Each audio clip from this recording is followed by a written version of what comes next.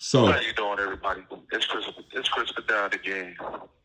Listen, Bar and I, we just had this discussion concerning my little situation. And we just hit on a few issues that's very, very important for the public to hear. And we're dealing with what is prison like for someone like myself. What is prison like for someone to be in prison for more than 3 decades, for over 30 years of incarceration?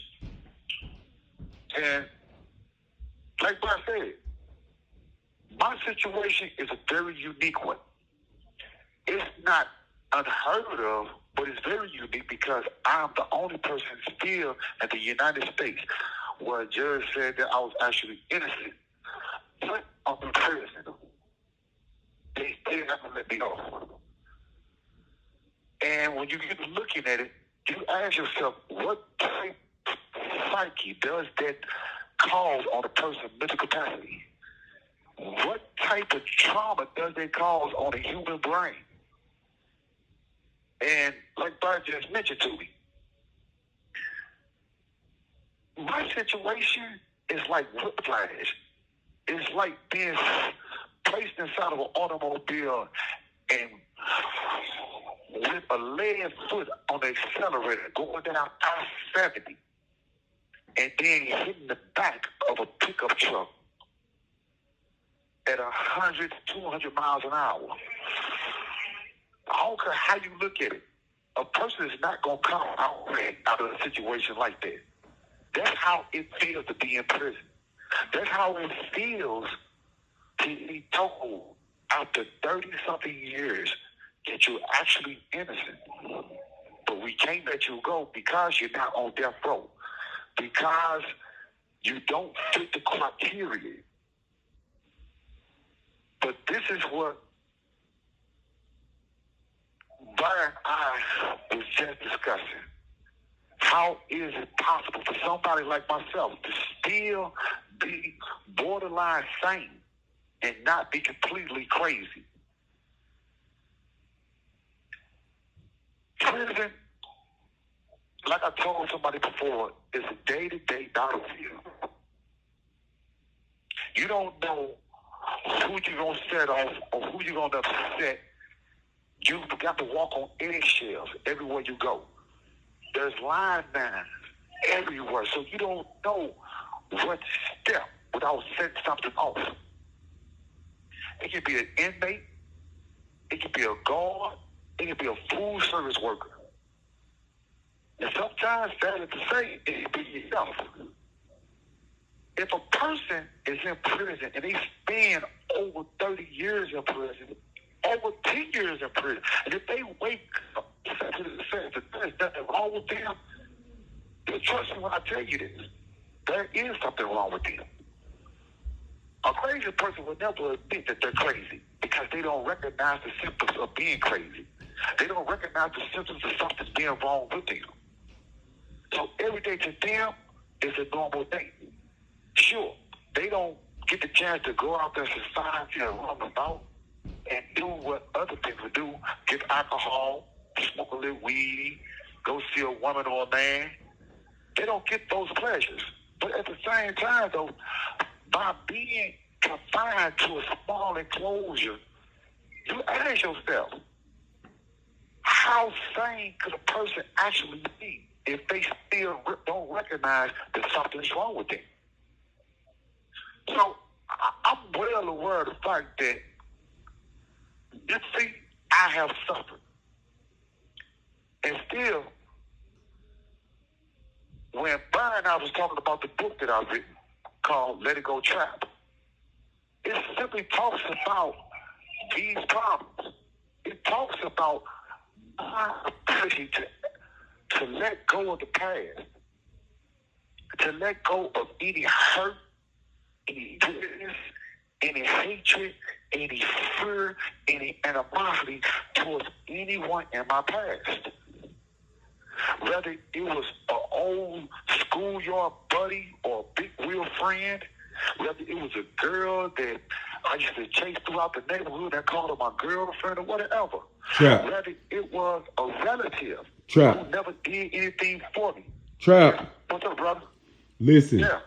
Forgive me, y'all listening to this call, right? But bro, I'm saying go on finish your spiel, right? I'm finna go get my laundry. I'll be gone by 10, 15 minutes. All right, my Yeah, brother. so go on talk to the people, right? Listen, don't forget while you in there, right? Take a few seconds, bro, and tell them people, man, like, would nobody understand what it was like being behind the walls? You couldn't drink the water. Like, right. That's a whole different type of experience. Yeah, now I'm finna go get my laundry though. So go on talk to them people. All right. Like I just said, listen, we're going to get to that situation about the walls. But let me explain something to you. I'm not going to sit here and lie. When I let it trap, I originally didn't have the intent or the desire to let people into my personal life. Because I've always been a little guarded when it comes to who I am and what I am and everything I've been through. And still, I found it to be more therapeutic to sit back and discuss how my life transformed into what it is today. I never thought that the witnesses would come forward and admit that they lied on me. I never thought that after 30-something years that I would actually prove my innocence before a court. I thought that I would have died in prison long before this. So this is my way of coming to terms with what has happened to me. Sure, I can accept the reality of it. I can't accept how it transpired, but I can accept it. But this book that I've written, it goes into details about the day I enter this world, and hopefully the day I walk out of this world. But like Bart said, a lot of people would never understand what it was like growing up in a prison system. And I have seen young men, young boys come to prison, and sadly, they make it back out of prison. I've seen some young kids come to prison as young boys and leave prison as transgenders. I have seen young boys from my own community come to prison and right off the bus start indulging in homosexuality. I've seen young boys come to prison and lose their lives after the first 5 or 6 years and die in prison from either a knife being choked through their throat or a knife being shot through their heart or a razor blade going across their chest. I have seen so many die from drug overdoses. And it's ridiculous.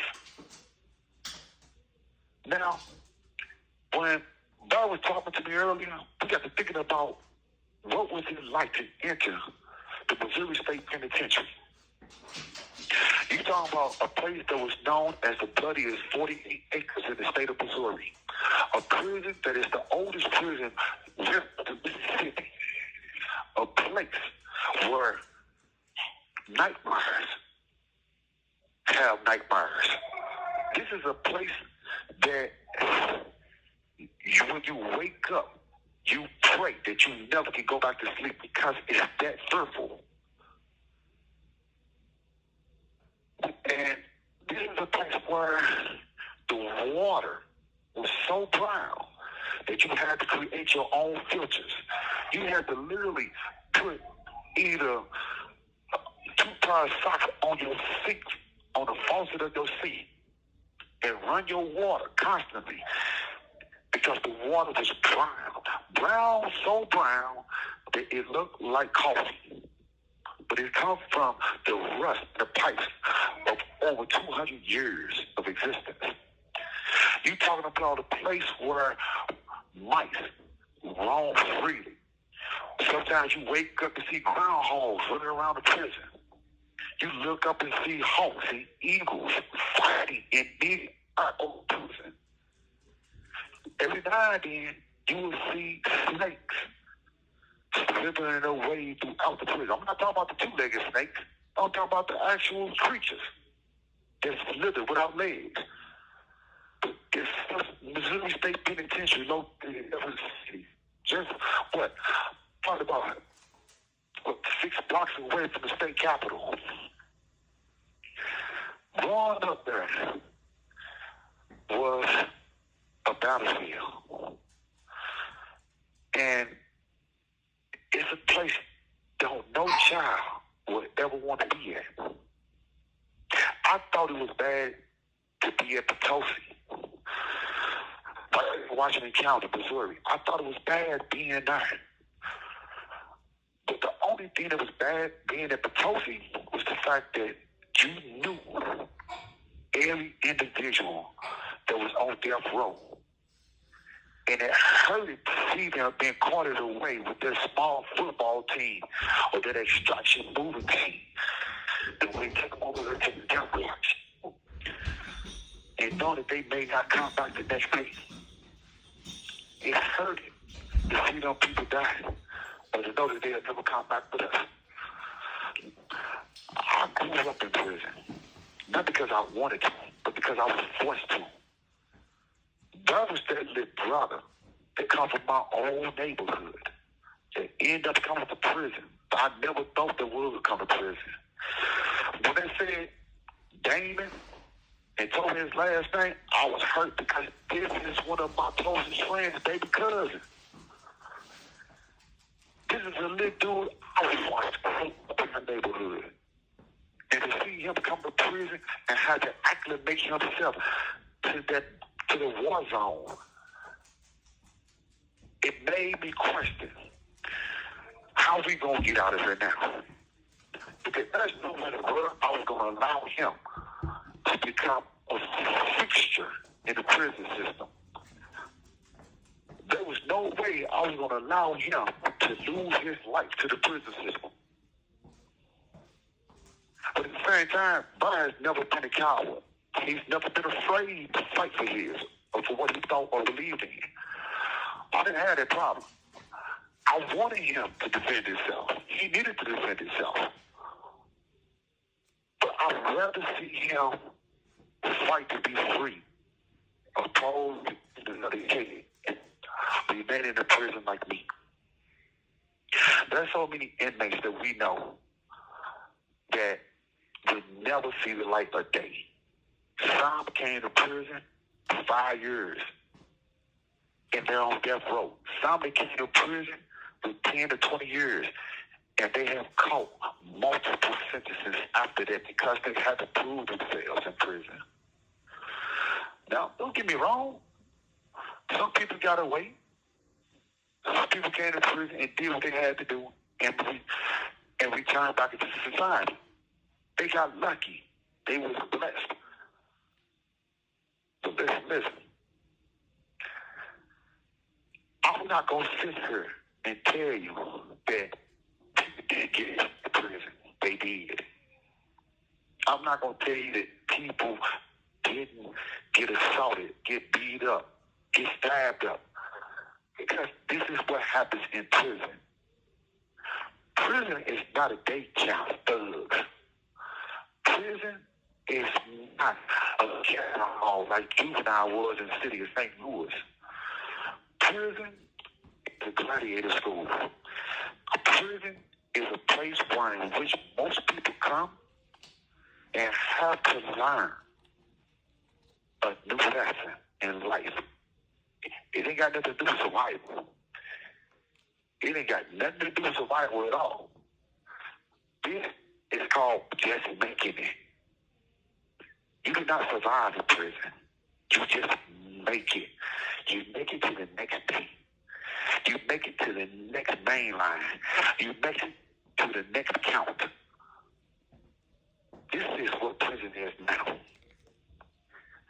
Because the youth that is walk through those doors have no concept of what it means to be, how you can say, structured minded. They have no concept of what it means to be morally competent or morally capable of following the path of productiveness. This generation would have put fear in the generation of inmates when I came through the door, because they have no sense of direction. Now, these guys are 20 years old, 19, come to prison. They're not thinking about getting out of prison the conventional way. They hoping for a wish and praying for a dream. You don't never see none of these little young guys in the law library trying to get out. They're more concerned about listening and waiting for somebody to tell them that the legislative body has implemented a new law to overturn the, what they call the 85% law. They're hoping that the 85% law is overturned, and they don't have to do the 20, 30, 45 years that they've been sentenced to. They're looking for a new prison reform, one in which the legislative body or Congress have restructured the sentencing guidelines. This is what they're waiting on. They're not waiting to prove their innocence. So that makes them a little bit more dangerous, because they have nothing else to lose. But that put people like me and acquire my disposition, because here it is now, people like me who has been fighting for the past 3 decades to prove our innocence, to get out of prison. We have to figure out how to manipulate the system, move around or maneuver around these young guys or these weird CEOs who come into these factories and try to figure out how they can, antagonize us for the day. How they can throw it in our faces that they're free and we're here. So now we're forced to ask ourselves, do I allow them to get under my skin and derail me from the tracks that I'm on or moving forward? Or do I just simply brush it off, let them get that off on me, and move on? I'm not going to let nobody trick me out of my life or my chances of coming home.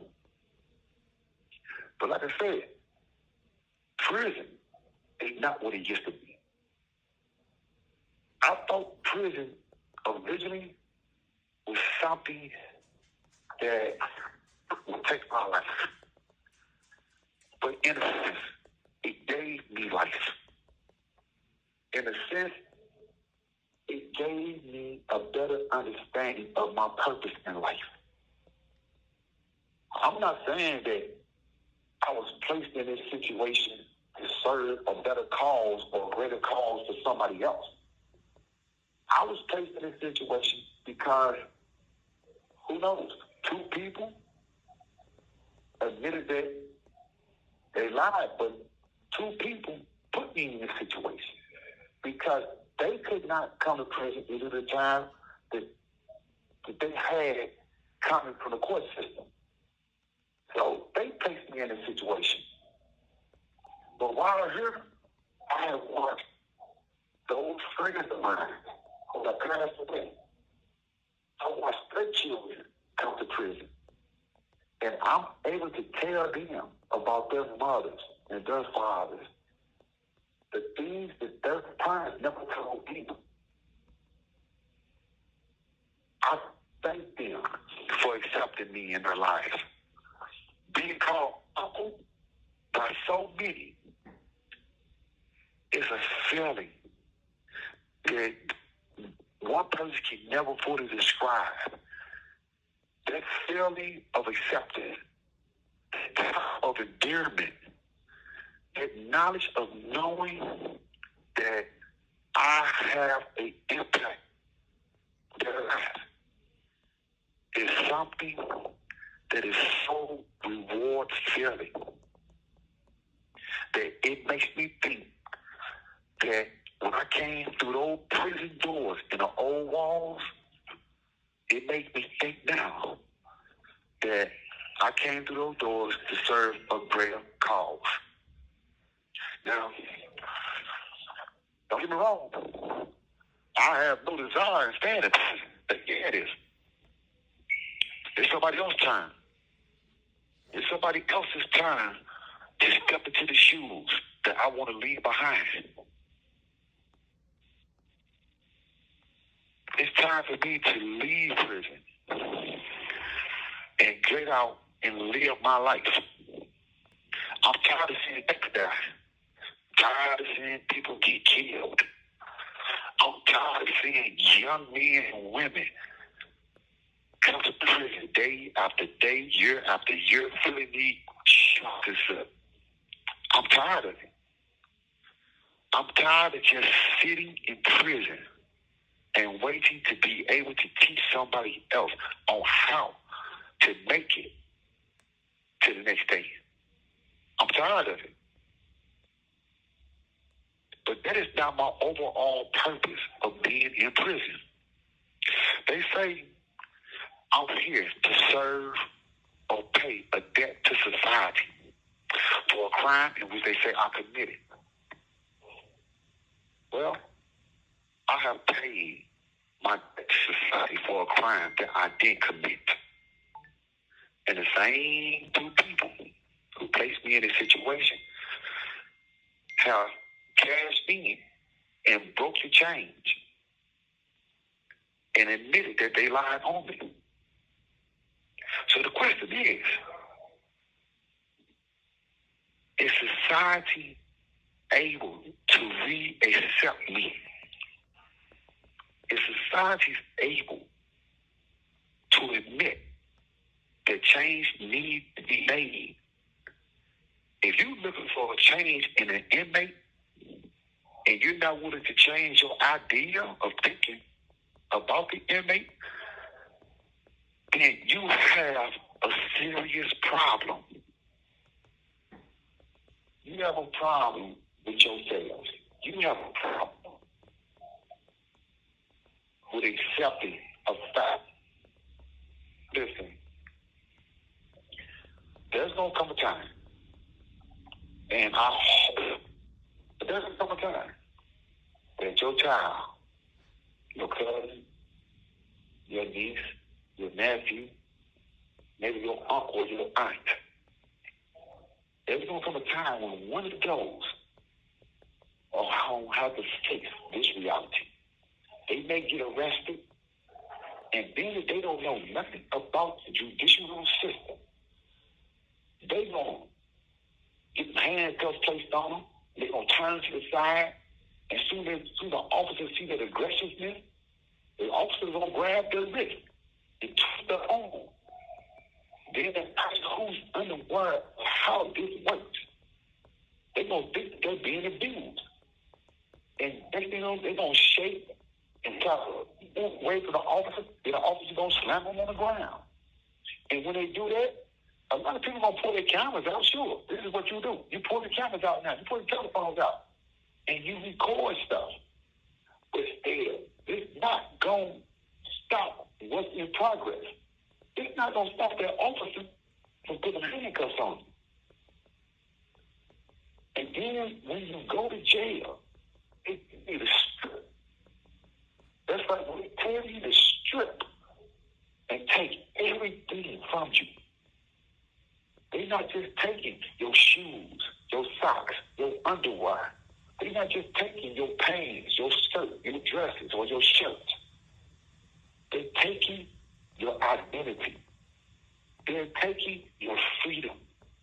They're taking you, your life. They erasing you from society.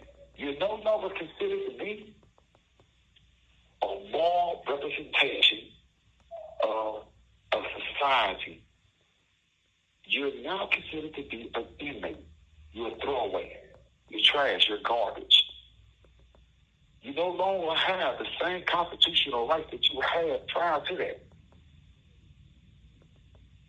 Even if you don't get convicted of the crime that you was arrested for, you still will be looked down upon. I can't tell you how many guards I have seen get the job as a correctional officer. From the Walls to Potosi to Bonterre to Licky, I have seen so many of them come in proudly wearing their badge and then turn around and get walked out of prison, being escorted until they get on that parking lot and then being handcuffed. I can't tell you how many people I have seen lose their identity to this world. When I was growing up in the Walls, I have seen 17 murders. 17 people that died. It's not something that I would admit to seeing or witnessing if the district attorney came to me. Nope, that's not going to happen. I'm not going to ever admit to witnessing a crime. That's not me. I'm not letting Nook. I'm not letting Pistol Starter. I'm not letting Two Little Wild. I'm neither one of them. But like I was just telling my little brother the other day, I'm not a librarian.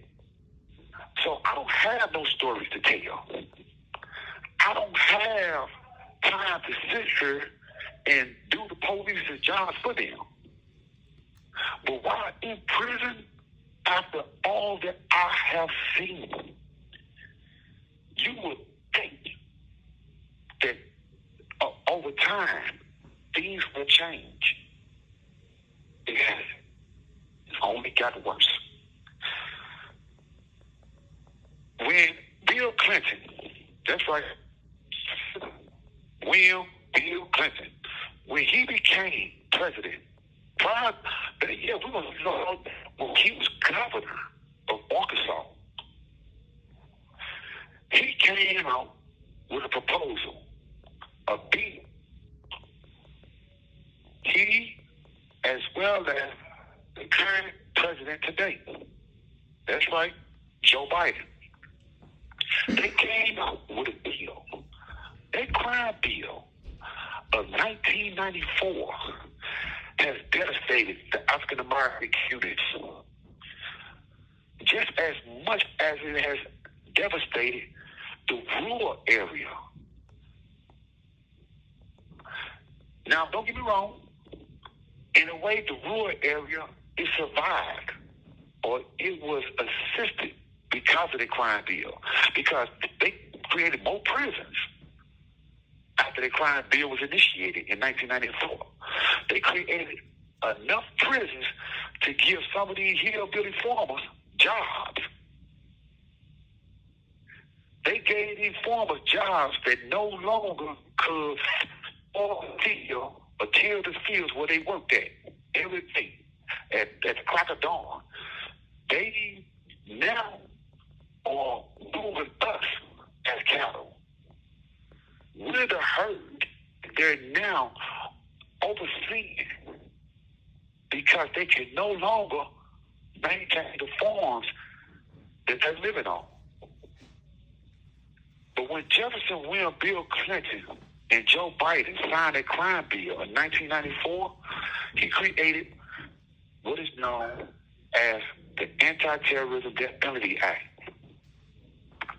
This bill right here, it prevented most people from filing multiple habeas corpus. What is a habeas corpus? Well, it's a Greek word for the body. It's a Greek and a Latin word for body. To release the body of, or to transfer the body of. If you thought that you were innocent, be held illegally against your will or against the law, then you had this right.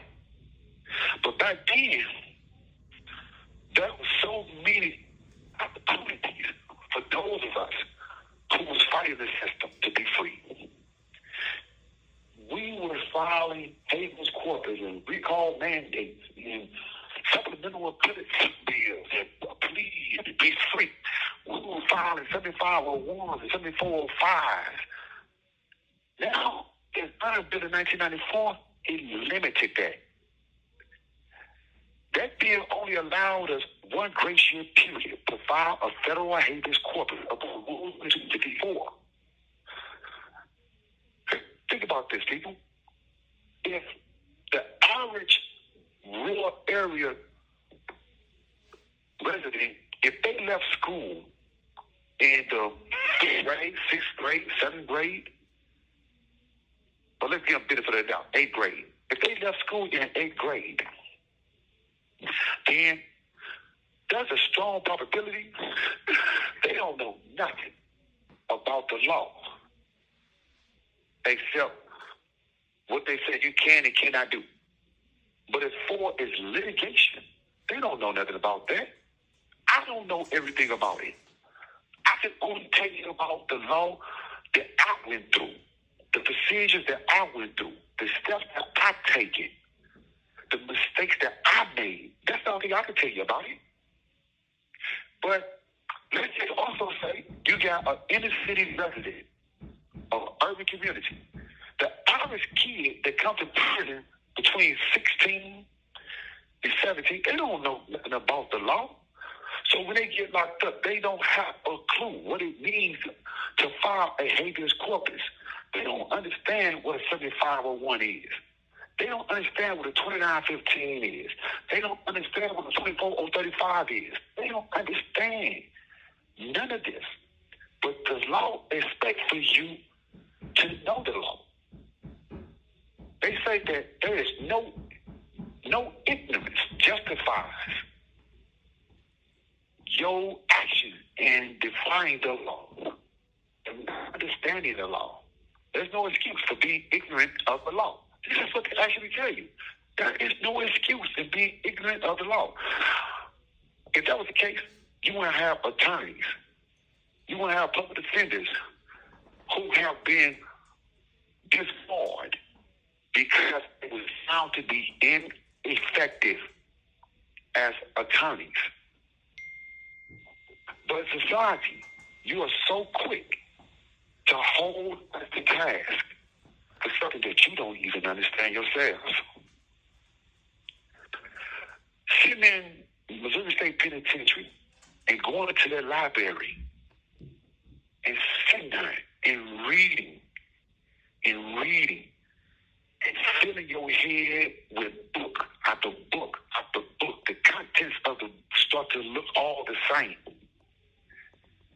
And after year after year after year, you keep applying this law to that law to this situation to that situation, and then nothing changed. You start getting depressed. You start falling back. You start withering away. And at that moment of wanting to give up, you asking yourself, is your life really worth it? Are you really willing to give up to them? I had a talk with myself. I can't tell you how many times I cried. I can't tell you how many times I sat there in that dark room. I can't tell you how many times I went to 5 feet in the old walls and found myself to be more comfortable being in isolation than being in the general population. I can't tell you how many times I felt that being to myself was the best thing for me at that moment. I wanted to cut my family off. I wanted to cut my friends off, everybody. Because I got to that point where nothing else in life mattered. They didn't make me want to pick a knife up and go stab everything I've seen or everybody that I've been like.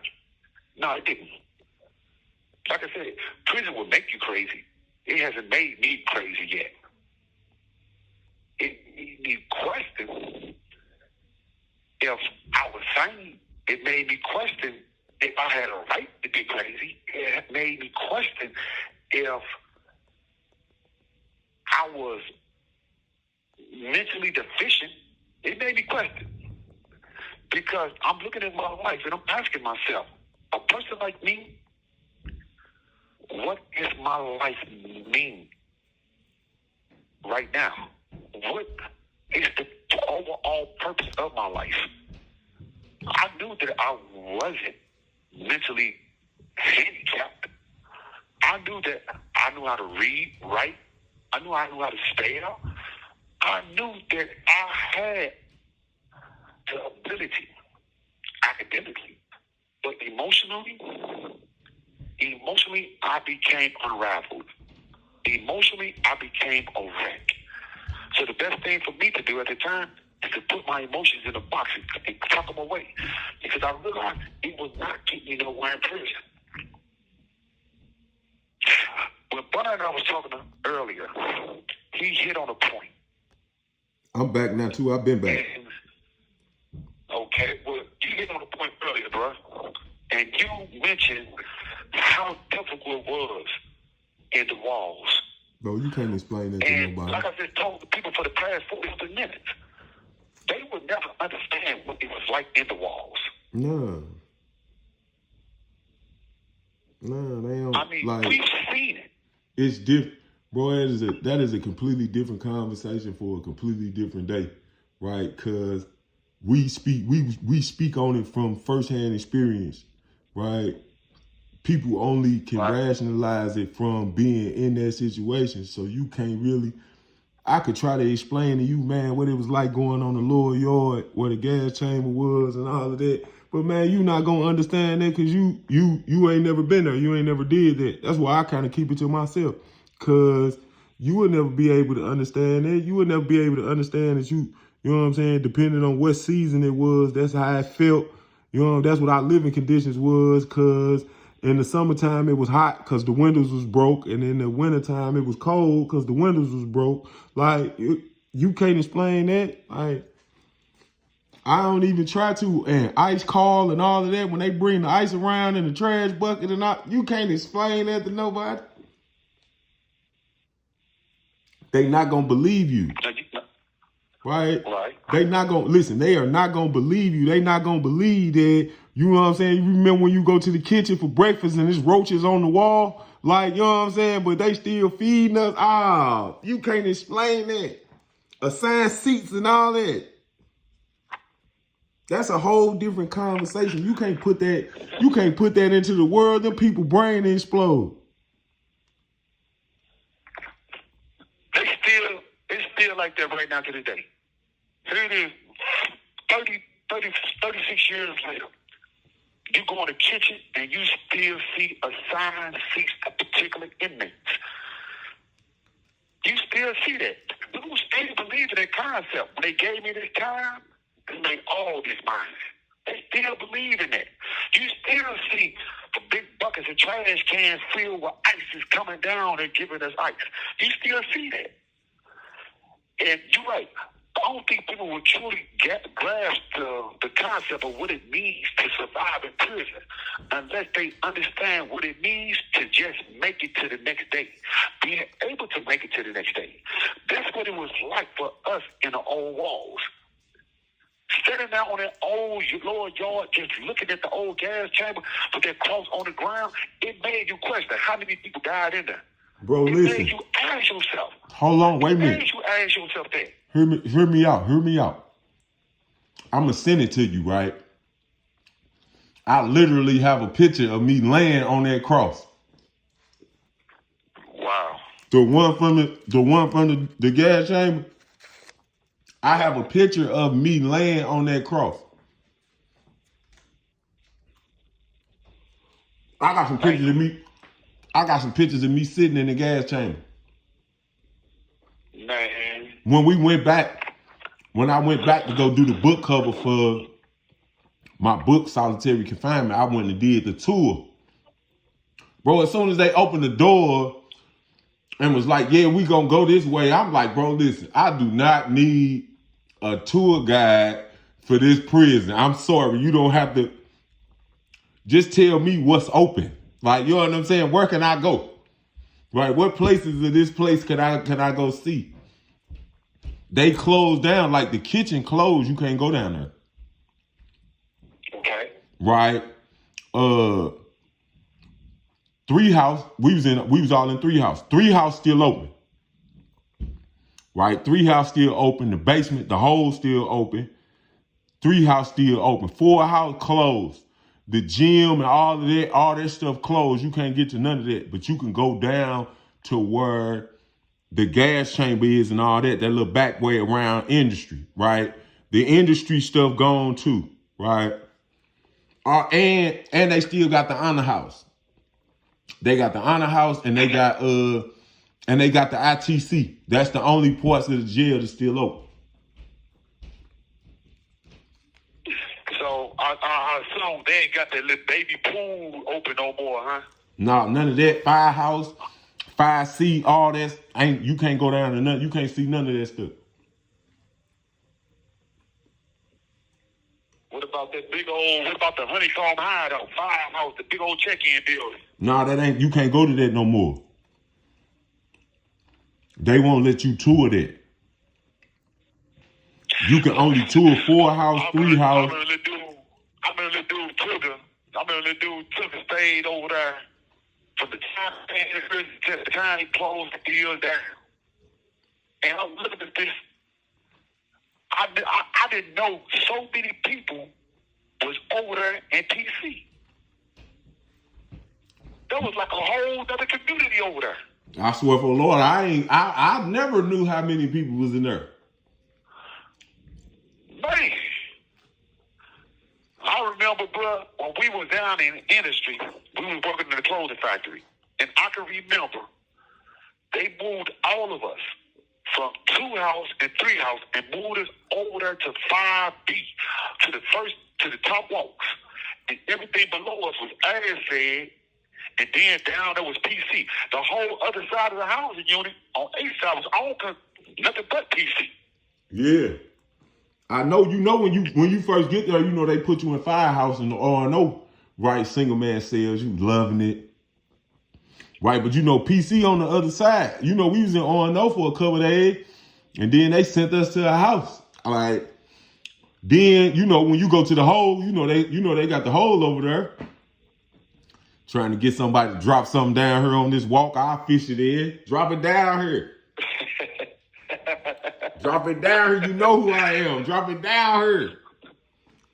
Oh, so you got your Cadillac game to come on with it, huh? Listen, I still do. Well, I use everything. Well, I bet you.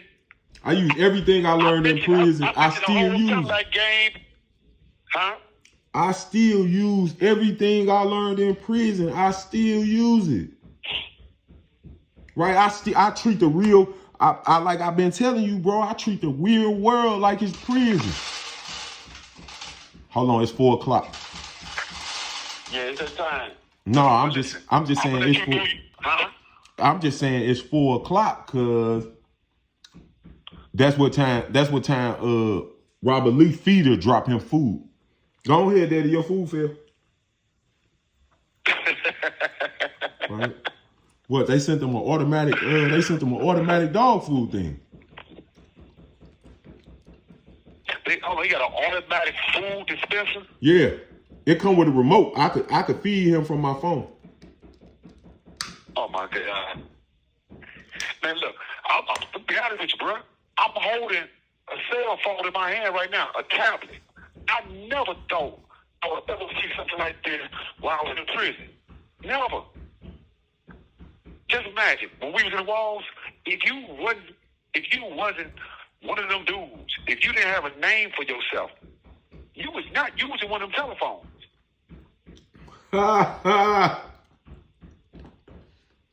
Bro, I don't get. Just think. Listen, I don't get. listen, I don't get into that side of it, right? I don't get into that side of it. I don't get into that, like, you know, all the bad stuff that happened in prison to people, right?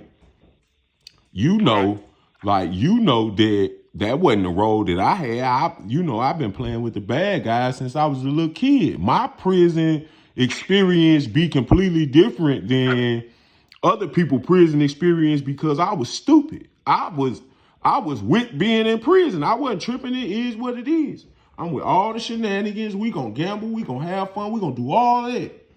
Like, but for the little new dudes that's coming, like, prison is a shock to them because they can't fight. They been using guns and all of that. They can't fight. They can't, you know what I'm saying, hand-to-hand combat, and all of that is different for them. It ain't like, you know what I'm saying, it ain't like it was. The newer generation, I don't know what they call them. I know I'm Generation X. But whatever they call the newer generation of youngsters that's just now coming into prison, ain't none of them, they not aggressive, right? So they running into the aggression, and it's a whole different experience. Yeah, I know it was a whole bunch of dudes couldn't get on the phone when we was behind the walls. I wasn't one of them, though. I kept me a phone. I'm using it whenever I feel like it. You got to hurt me. So I don't be like, I don't, you know what I'm saying? I'm calling my mama. You going to have to hurt me. What you mean I can't use that phone? I'm not paying you nothing. Like, you know what I'm saying? But I know for a fact that, you know what I'm saying? Yeah, it was dudes that had to do that. That's how they got through jail. They ain't never have a store or none of that. They ain't do none of the things that I did in prison. They just went and did their little time. I went and became a part of the prison system. My journey was different. And I was just telling people about that, though. I was just telling people about your journey in prison. But there was times, though, boy, I used to have to snatch you up by your collar. Because believe me, I didn't feel like going to the hole sometimes. Yeah, like, I spent most people whole prison sentence in the hole. I know you did. I spent big. Believe me, you was getting on my nerve by going to the hole every other week. Let's go to the vacation hunt. Listen, bro, I want to be by myself. Leave me alone. Right? And if you don't leave me alone. I could dig that. If you don't leave me alone, you go on with me. Right? You know what I'm saying? If you don't leave me alone, I want to be by myself. If you don't leave me alone, you going with me. You gonna be by yourself too. I'll be honest with you though, bro. I remember when I first wrote to what's the name of this organization? Rock of Ages. I remember when I first wrote Rock of Ages. I ain't had nothing else to do. And I was like you. I was alone. I was in a hole. I was by myself. I just wanted to be alone. And I can remember when I was given the opportunity of meeting two elderly old people out there in North Carolina. I fell in love with this old man and this old woman. They became my adopted parents. And that's when I helped create 10 Power Connection. And the 10 Power Connection transformed into Christian 10 Power Connection Ministry. When they wrote their first book, Your Cries Have Been Heard, I got to thinking about me being in Nashville and how many people I've heard over the years cry and beg for God to come save them. Listen, don't do that. We ain't gonna do that. Don't talk. Don't tell nobody about. I used to be crying laughing. Don't do that, right? Don't do that. I almost got stabbed for laughing at somebody for crying in their cell, right? Look, don't do that. Listen, we finna get off here. I got some other stuff I need to do anyway. You know what I'm saying? You was supposed to call me yesterday anyway. So I got to deal with it. I got to deal with this laundry and all of that. So hopefully you get out Monday and you won't have to call me Tuesday. You know I'm gonna keep saying it until I'm on. Yeah, like it makes sense. Like, you know what I'm saying? Hopefully we don't, you know what I'm saying, next Tuesday you won't call because, you know what I'm saying, you gonna call me, you know what I'm saying, Wednesday night, like, hey, I'm at woo, I got my feet kicked up.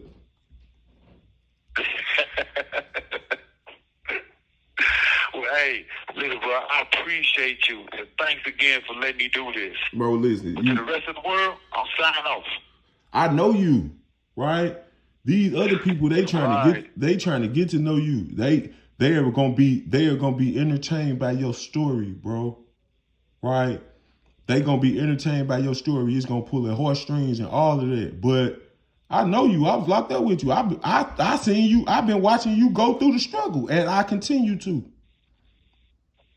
Right? So you know what I'm saying? When you come home, we gonna make it make sense. They gonna give you a whole lot of money to tell your story, and I'm gonna be back there in the background telling you how to get it. And know what I want from you though? I want a chicken St. Paul with some extra bean sprouts. Listen, let that go, bro. You want something different. I'm telling you. The world has changed since you last seen it. The world has turned into something different since you last seen it. So enjoy your day. Be safe, bro. Hit my line Tuesday if you not home Monday. I love you, bro. Love. One. One.